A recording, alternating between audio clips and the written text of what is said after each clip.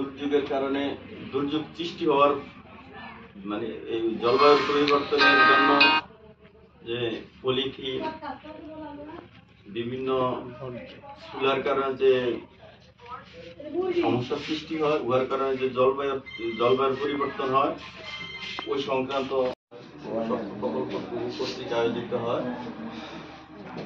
প্রকল্পের আলফাজ ভাই জলবায়ুর পরিবর্তনের কারণে যে দুর্যোগ সৃষ্টি হয়, দুর্যোগের প্রভাব কিভাবে মোকাবিলা করতে হবে।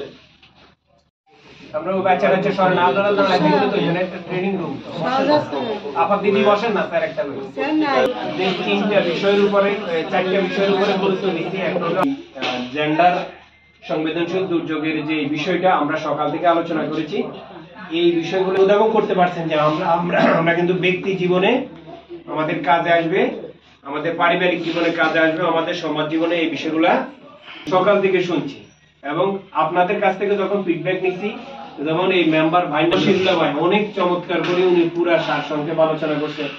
আমাদের এই কম্পিউটার অপারেটর ফিরোজ ভাই কথা বলছেন, আমাদের উপকারভোগী অনেক চমৎকার। কিন্তু এই মিডিয়া প্রতিনিধি ভাই দুইজনে কিন্তু আমাদের সদস্য, কারণ এখনকার যুগ হলো মিডিয়ার যুগ।